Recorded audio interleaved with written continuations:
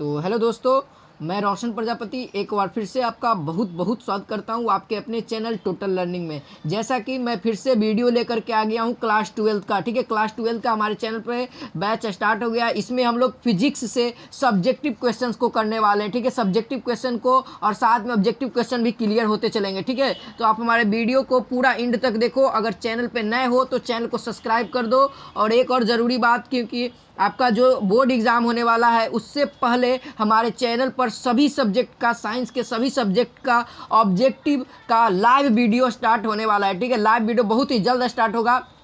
ठीक है, अभी आपको प्रतिदिन प्रत्येक क्लास 12 का वीडियो मिलते रहेगा। ठीक है, हमारे चैनल पे, तो चैनल से ज्वाइन रहे हमेशा। तो चलिए वीडियो को शुरू करते हैं।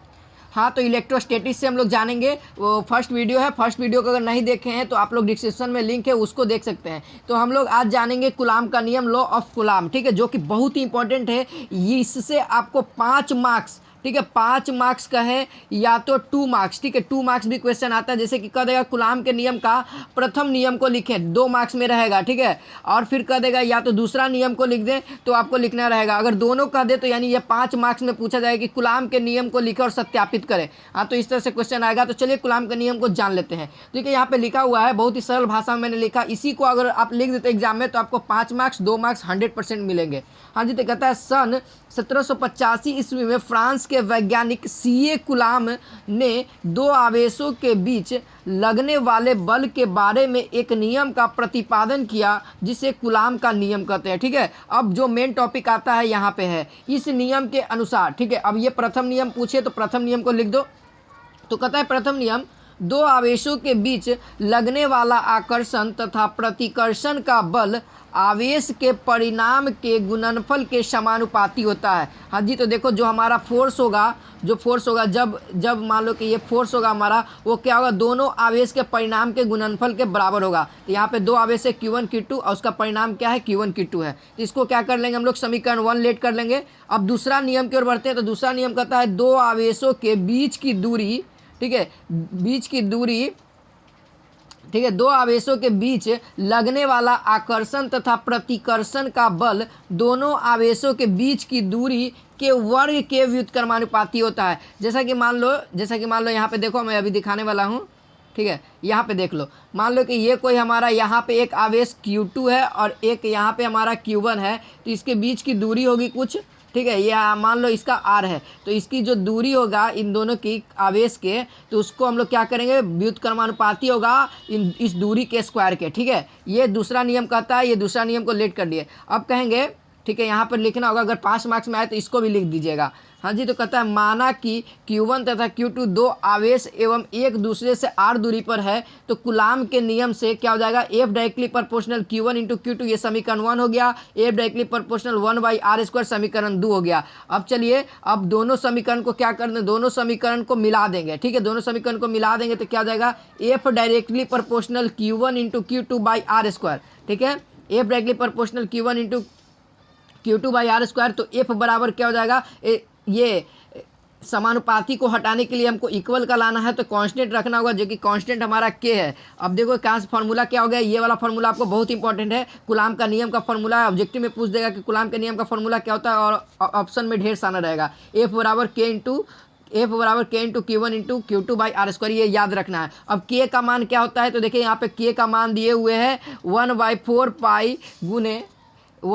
पाई गुने एप्सिलॉन नॉट, या अगर अंक में मान कहें तो 9 गुने 10 के पावर 9। इसका मात्रक देख लेना, m² प्रति कूलम स्क्वायर। ठीक है, यहाँ पे ध्यान रखना मात्रक भी, अगर आपके साथ आ जाए कि K का मात्रक क्या होता है, तो यहाँ पे ये वाला ध्यान रखना है।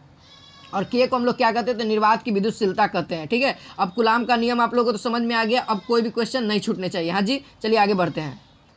तो कहता है अगला, निर्वात की विद्युतशीलता परमिटी ऑफ फ्री स्पेस। ये भी क्वेश्चन आ सकते हैं आपको 2 मार्क्स में। ठीक है, सभी इंपॉर्टेंट जो भी मैं यहाँ पे नोट्स लेकर के आया हूँ बहुत इंपॉर्टेंट है, आप इस पूरे नोट्स को आप लोग नोट्स की तैयारी कर सकते हो। हाँ जी, वह भौतिक राशि जो निर्वात में वैद्युत सक्रियता को प्रदर्शित करे तो उसे निर्वात की विद्युतशीलता कहते हैं। इसे एप्सिलॉन नॉट द्वारा सूचित करते हैं। एप्सिलॉन नॉट का मान देख लो, यहाँ पे पूछता है ऑब्जेक्टिव क्वेश्चन में एप्सिलॉन नॉट का मान कितना होता है या मात्रक देख लो, यहाँ पे लिखा हुआ है 8.854 गुने 10⁻⁻12 कूलम स्क्वायर प्रति न्यूटन प्रति मीटर स्क्वायर। ठीक है, अगर मान में ये मान तो आपका सेम रहेगा मगर एसआई मात्रक में गड़बड़ रहेगा तो आपको ऑप्शन ध्यान से चुनना है जी। हाँ जी, चलिए अगला आता है माध्यम की विद्युतशीलता। ठीक है, यहाँ पे लिखा हुआ है परमिटिव ऑफ मीडियम, यानी वह भौतिक राशि जो माध्यम में वैद्युत सक्रियता को प्रदर्शित करे तो उसे उस माध्यम की वैद्युतशीलता कहते हैं। ठीक है, हाँ जी,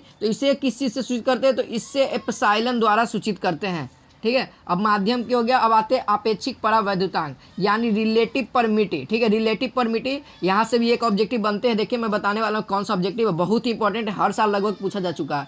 तो माध्यम की विद्युतशीलता और निर्वात की विद्युतशीलता के अनुपात को आपेक्षिक परावैद्युतांक कहते हैं। यानी क्या हो जाएगा, एप्सिलॉन बाई एप्सिलॉन नॉट। जैसा कि यहाँ पे एप्सिलॉन आर बराबर लिख दिया है माध्यम की विद्युतशीलता और बट्टा में निर्वात की विद्युतशीलता। और इसका मात्रक देखो, ये वाला ऑब्जेक्टिव क्वेश्चन आता है कि आपेक्षिक परावैद्युतांक का एसआई मात्रक क्या होता है, यानी कि अंग्रेजी में कह सकते हैं रिलेटिव परमिटी का एसआई मात्रक क्या हो जाएगा, तो यहाँ पे हो जाएगा मात्रक m/f। ध्यान रखिएगा क्या हो जाएगा, m/f याद रखिएगा। हाँ जी, चलिए अब नेक्स्ट टॉपिक की ओर बढ़ते हैं। तो नेक्स्ट टॉपिक हमारा है, चूंकि देखिए यहाँ पे लिखा हुआ है चूंकि आवेश का एसआई मात्रक कूलाम, ठीक है, कूलाम या कूलम एक बहुत बड़ा मात्रक है, इसलिए व्यवहार में हम लोग छोटे का उपयोग करते हैं। जब आपको न्यूमेरिकल क्वेश्चन आएंगे तो ये वाला सब आपको बहुत ही लाभदायक अथी करेंगे, बहुत ही उसमें हेल्पफुल रहेंगे। हाँ जी, तो देखिए 1 माइक्रो कूलम बराबर क्या होता है, कुछ इस तरह से माइक्रो कूलम को लिखते हैं। तो इसका हो जाएगा 10⁻⁻6 कूलम। ठीक है, 10⁻⁻6 कूलम। 1 नैनो कूलम बराबर कितना रहेगा, तो 10⁻⁻9 कूलम। ठीक है, 1 पिको कूलम बराबर कितना रहेगा, तो 1 पिको कूलम होता है 10⁻⁻12 कूलम। यही कुछ इंपॉर्टेंट है। देखिए न्यूमेरिकल क्वेश्चन में भी आपको काम कैसे देंगे। देखिए MC आ गया। देखिए अब क्या दिया हुआ है, 4 MC तथा 6 MC, यानी क्या हो गया, माइक्रो कूलम कह सकते हैं। ठीक है, दो आवेशों के बीच की दूरी निर्वात में 10 मीटर है। अब देखो यहाँ पे क्या क्या दिया हुआ है, तो यहाँ पे 2 गो कूलम आवेश दिया हुआ है और दूरी दिया हुआ है। तो आवेश के बीच लगने वाला कूलाम बल पूछ रहा है। इस तरह से आपको न्यूमेरिकल क्वेश्चन आ सकते हैं। तो देखिए यहाँ पे Q1 दिया हुआ है, Q2 दिया हुआ है। अब सबसे पहले ये माइक्रो कूलम में, तो कूलम में चेंज कर देंगे। तो 1 माइक्रो कूलम बराबर कितना होता है, तो 10⁻⁻6 होता है।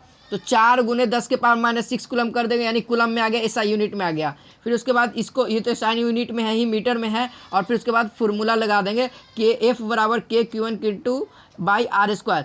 Q का मान पता है, Q2 का मान पता है, R² का मान पता है, K का भी मान पता है आपको। K का मान कितना होता है, 9 गुने 10⁻9। और फिर Q1 का मान पता है ये है, और Q2 का मान ये है, और 10 का स्क्वायर कर दो, दूरी हो जाएगा। फिर आपके बाद कैलकुलेशन करने के बाद कुछ इस तरीके से आएगा, जो कि न्यूटन में होगा। ध्यान दीजिएगा, ठीक है, न्यूटन में होगा। बल का एसआई मात्रक क्या होगा, न्यूटन में होगा। हाँ जी, ये आंसर हो जाएगा। चलिए आगे बढ़ते हैं।